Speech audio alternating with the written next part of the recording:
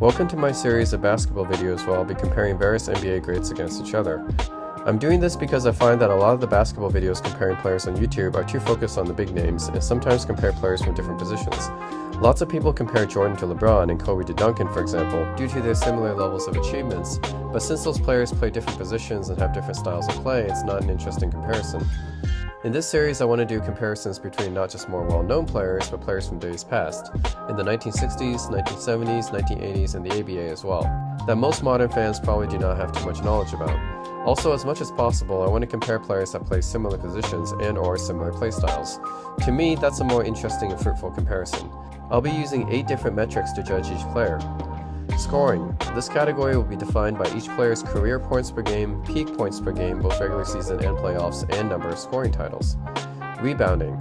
This category will be defined by each player's career rebounds per game, peak rebounds per game, both regular season and playoffs, and number of rebounding titles. Passing. This category will be defined by each player's career assists per game, peak assists per game, both in regular season and playoffs, and number of assist titles. Efficiency advanced metrics. This category will be defined by each player's career true shooting percentage, PER, and win shares per 48. Reason I use true shooting percentage is because it's more fair to guards. Defense. This category will be defined by each player's all defensive selections, defensive win shares, and defensive player of the year awards. The reason I'm not using blocks, steals, or defensive box plus minus is because I want to compare the achievements of older players that modern fans might not have too much knowledge about, and players in the 1960s and early 1970s do not have these stats tracked. Awards. This category will be defined by all-star appearances, all-NBA selections, MVPs, finals MVPs, and championships as a top 3 player.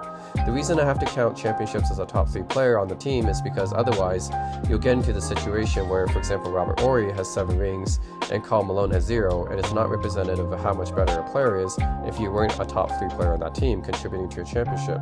Also, I'll be including ABA stats and awards and using them equivalent to their respective ABA stats and awards. Also, no All-NBA third team selections are included because All-NBA third teams weren't added until the late 1980s, which is unfair to older players. Playoffs. This category will be defined by how many Eastern Conference Finals or Western Conference Finals and Finals a player has been to, and how many championships they won as a top 3 player on the team. Yes, this is supplementary to the awards category because it also rewards players for making it far in the playoffs, even if they don't necessarily win at all. Totals. This category will be defined by longevity, how many total points, rebounds, assists, and win shares a player has accumulated throughout their career, and rewards a player's durability. After all, a lot of people say the best ability is availability. And of course, this is only going to be my opinion from comparing the available metrics, since I've not watched most of these players live or even been born when some of these players have been playing. And to keep it fair, I'm judging them based on how they did in their own era. There's no comparing what this NBA player played in today's era or the 1960s, none of that. It'll be strictly based on their stats and accomplishments within their own era against that era's competition, which makes the most sense to me. So I hope you guys enjoy this comparison video and hopefully learn something new from it.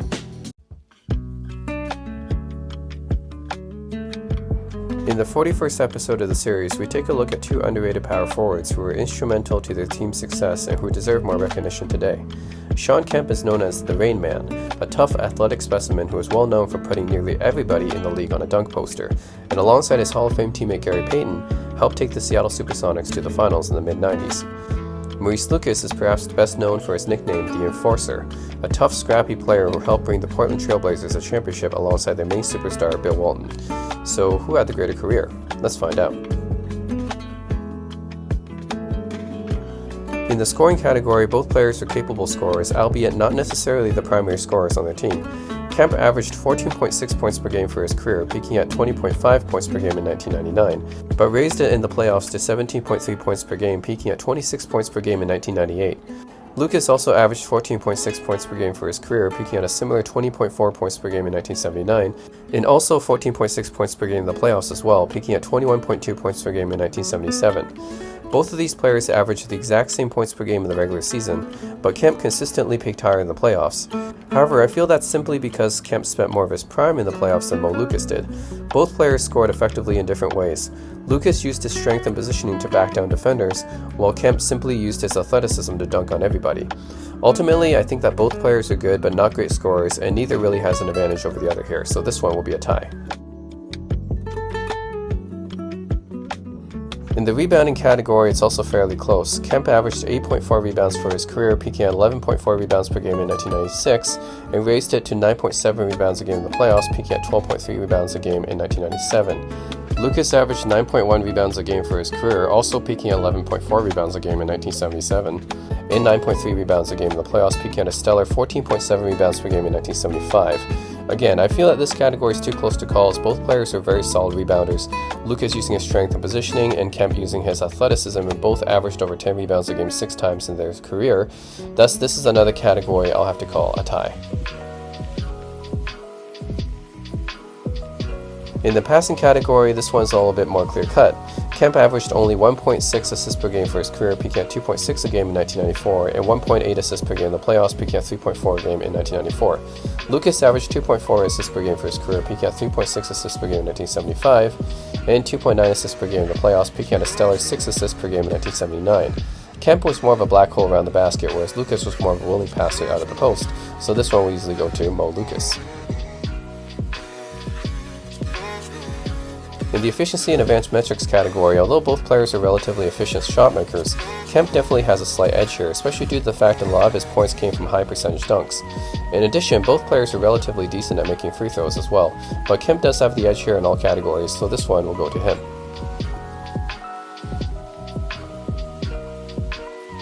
In the defense category, it's interesting because although Mo Lucas has 2 all-defensive selections, I actually think both are very good defenders regardless.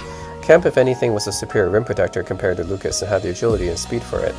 Lucas was known as the enforcer in part because he hounded you on defense and made life very difficult for the opposing team. So despite Lucas's edge in all defensive selections, I think Kemp is actually every bit as good a defender and perhaps underrated on that side of the ball, so I actually have to call this category a tie.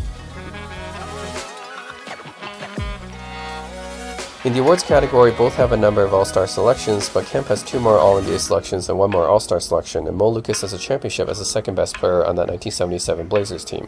Again, this comes down to how much championships are valued. Some people might say championships are the only thing that matters, but I think Mo Lucas having that championship as the second best player on his team is roughly equivalent to Kemp's extra All-Star and All-NBA selections, and thus this category I'll also have to call a wash. In the playoffs category, this one easily goes to Mo Lucas as he has 2 more Western Conference Finals appearances than Kemp, and in addition actually won the championship, whereas Kemp's Sonics fell to Michael Jordan's Bulls in 6 games. So this one goes to Mo Lucas.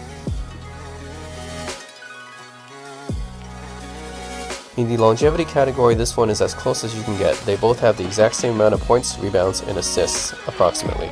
Although Kemp has more win shares, it's not by a massive margin, and thus I'll have to call this one a tie as well.